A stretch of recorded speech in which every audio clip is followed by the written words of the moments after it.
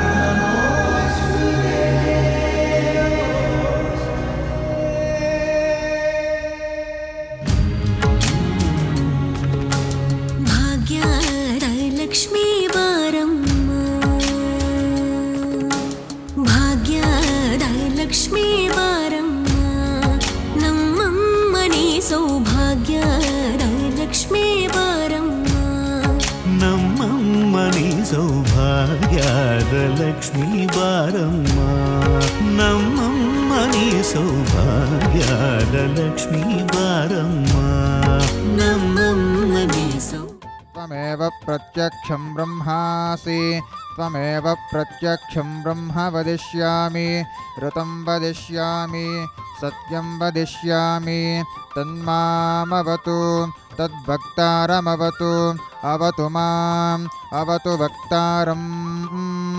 ಓಂ ಶಾಂತಿ ಶಾಂತಿ ಶಾಂತಿಃ. ಶಿಕ್ಷಾಂ ವ್ಯಾಖ್ಯಾಸ್ಯಾಮಃ ವರ್ಣಸ್ಪರಃ ಮಾತ್ರಾಬಲಂ ಸಾಮಸಂತಾನಃ ಇತ್ಯುಕ್ತಃ ಶಿಕ್ಷಾಧ್ಯಾರಃ ಸಹನೌ ಯಶಃ ಸಹನೌ ಬ್ರಹ್ಮವರ್ಚಸಂ ಅಥಾತಃ ಸಗುಂಹಿತಾಯ ಉಪನಿಷದಂ ವ್ಯಾಖ್ಯಾಸ್ಯಾಮಃ. ಪಂಚಸ್ವಧಿಕರಣೇಷು ಅಧಿಲೋಕಮಧಿಜ್ಯೋತಿಷಮಧಿವಿದ್ಯಮಧಿಪ್ರಜಮಧ್ಯಾತ್ಮಂ ತಾಮಹ ಸಗುಂಹಿತಾದಿತ್ಯಾ ಚಕ್ಷತೆ. ಅಥಾಧಿಲೋಕಂ ಪೃಥಿವೀ ಪೂರ್ವರೂಪಂ ಜೌರುತ್ತರರೂಪಂ ಆಕಾಶಃ ಸಂಧಿಃ ವಾಯುಸ್ಸಂಧಾನಂ ಇತ್ಯಧಿಲೋಕಂ. ಅಥಾಧಿಜ್ಯೋತಿಷಂ ಅಗ್ನಿಃ ಪೂರ್ವರೂಪಂ ಆದಿತ್ಯವುತ್ತರರೂಪಂ ಆಪಃ ಸಂಧಿಃ ವೈದ್ಯುತಸ್ಸಂಧಾನಂ ಇತ್ಯಧಿಜ್ಯೋತಿಷಂ. ಅಥಾಧಿವಿದ್ಯಂ ಪ್ರಜಾಸಂಧಿಃ ಪ್ರಜನನಗುಂ ಸಂಧಾನಂ ಇತ್ಯಧಿಪ್ರಜಂ. ಅಥಾಧ್ಯಾತ್ಮಂ ಅಧರಾಹನುಃ ಪೂರ್ವರೂಪಂ. ನಮಸ್ತೆಸ್ತು ಮಹಾಮಾಯೇ ಶ್ರೀಪೀಠೆ ಸುರಪೂಜಿತೆ ಶಂಖಚಕ್ರ ಗದಾಹಸ್ತೆ ಮಹಾಲಕ್ಷ್ಮೀ ನಮೋಸ್ತುತೆ. ನಮಸ್ತೆ ಗರುಡಾರೂಢೆ ಕೋಲಾಸುರಭಯಂಕರಿ ಸರ್ವಪಾಪ ಹರೇ ದೇವಿ ಮಹಾಲಕ್ಷ್ಮೀ ನಮೋಸ್ತುತೆ. ಮಹಾದೇವೈ ಚ ವಿದ್ಮಹೇ ವಿಷ್ಣುಪತ್ನೇ ಚ ಧೀಮಹಿ ತನ್ನೋ ಲಕ್ಷ್ಮೀ ಪ್ರಚೋದಯಾತ್.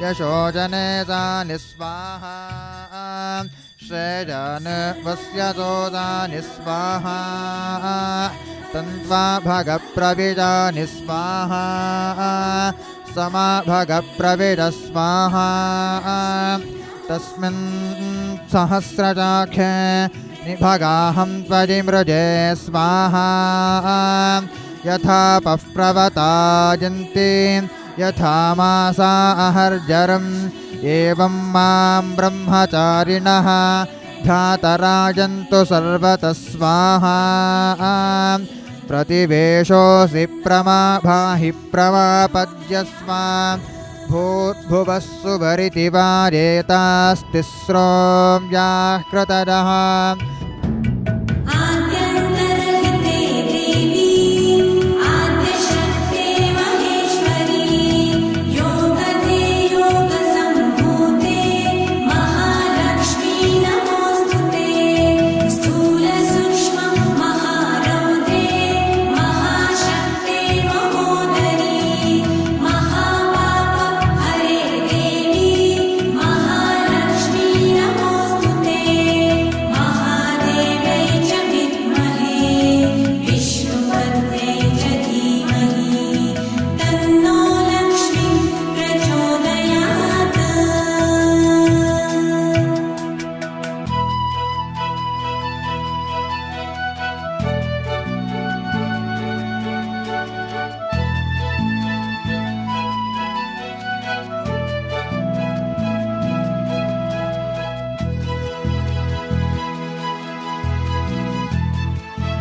यत्रासौ केशान्तो निवर्तते व्यपोह्यजैर्जगपाले भूरित्यग्नौ प्रतितिष्ठति भुवदिति वाजौ सुवरित्यादित्ये महदिति ब्रह्मणि स्तोत्रवतिर्विज्ञानवतिः एतत्ततो भवति आकाशशरीरं ब्रह्मा महालक्ष्मै नमो नमः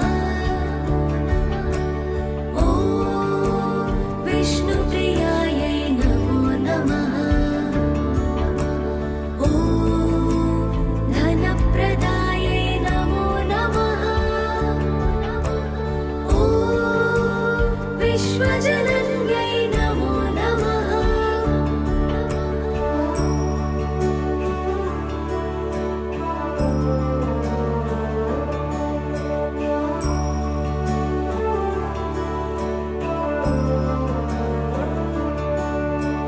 ॐ महालक्ष्मै नमो नमः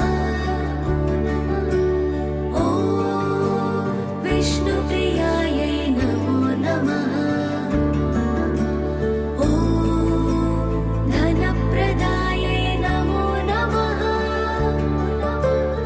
ॐ विश्वजनन्यै नमो नमः नमस्तेऽस्तु महामाये श्रीपीठे सुरपूजिते शङ्खचक्रगदाहस्ते महालक्ष्मी नमोऽस्तुते नमस्ते गरुडारूढे कोलासुरभयङ्करी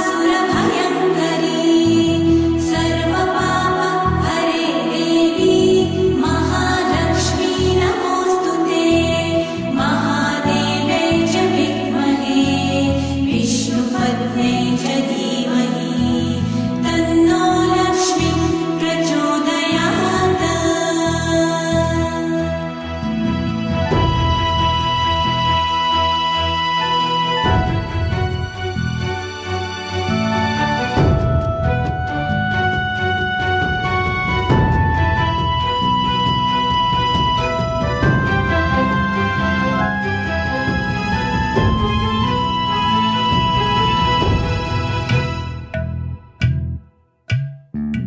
सर्वज्ञे सर्ववरदे सर्वदुष्टभयङ्करी सर्वदुःखहरे देवी तदेशाभ्युक्ता सत्यं ज्ञानमनन्तं ब्रह्म यो वेदनिहितं गुहायां परमे व्योमनात् सर्वौषधमुच्यते सर्वं वै तेन्नमाप्नुवन्ति येन्नं ब्रह्मोपासते अन्नगुं हि भूतानां ज्येष्ठं तस्मात् सर्वौषधमुच्यते तदप्येष श्लोको भवति यतो वातो निवर्तन्ते अप्राप्य मनसा सह आनन्दं ब्रह्मणो विद्वान् न बिभेति कदाचनेति तस्यैतदेव शारीरात् ॐ महालक्ष्मै नमो नमः ॐ विष्णुप्रियायै नमो नमः ॐ धनप्रदायै नमो नमः ॐ विश्वजनन्यै नमो नमः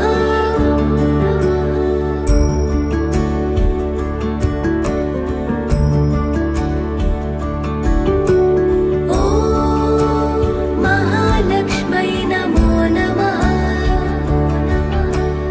ॐ विष्णुप्रियायै नमो नमः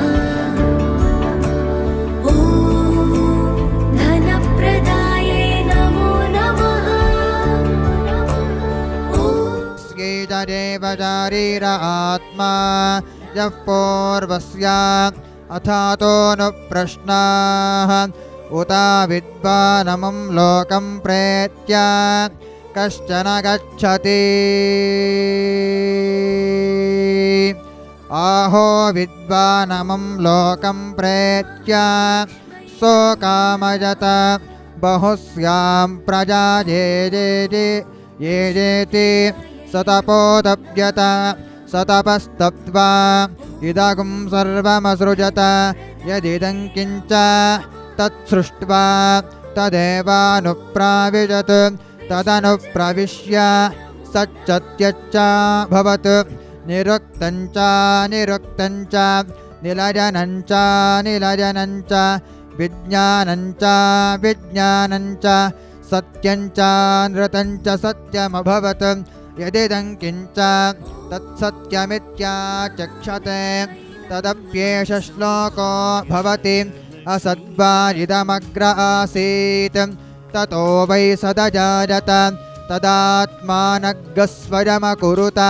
तस्मात्तत्सुकृतमच्युतरिति यद्वै तत्सुकृतं रसो वै सः रसगह्येवायं लब्ध्वानन्दे भवति को ह्येवान्यात् कः प्राण्यात् यदेज आकाश आनन्दो न स्यात् येज ह्येवानन्दराति यदा ह्येवैजरे तस्मिन्न दृश्येनात्म्ये निरुक्ते निलजने भजं प्रतिष्ठां विन्दते अथ सो भजङ्गतो भवति यदा ह्येवैजरे तस्मिन्नुदरमन्तरं कुरुते अथ तस्य भजं भवति तद्वेव भजं विदुषो मन्वानस्य तदप्येष श्लोको भवति मनकामनय सिद्धिय तोरे ಕನಕವೃಷ್ಟಿಯ ಕರಯುತವಾರೆ ಮನಕಾಮನಯ ಸಿದ್ಧಿಯ ತೋರೆ ದಿನಕರ ಕೋಡಿ ತೇಜದಿ ಹೊಳೆವ ಜನಕರಾಯನ ಕುಮಾರಿ ಬೇಗ ಭಾಗ್ಯದ ಲಕ್ಷ್ಮೀ ಬಾರಮ್ಮ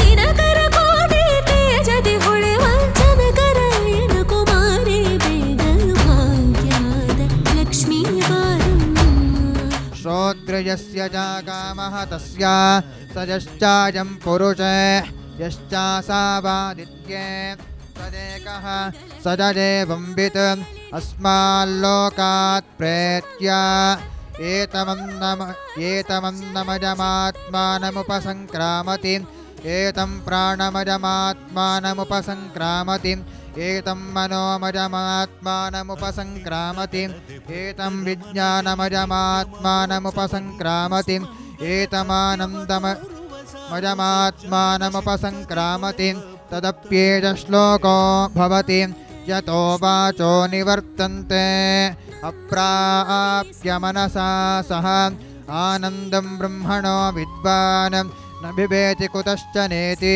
एतगुं हवावनपति किमहगुं साधुना करवं नाकरवं किमहं पापमकरवमिति सदरेवं विद्वानेते आत्मानग्गस्पृणुते उभेह्येवैतदेते आत्मानग्गस्पृणुते यदेवं वेद इत्युपनिषत् ॐ सहना भवतु सहनौ भुनक्तु सह वीर्यङ्करवावहै तेजस्विनावधीतमस्तु।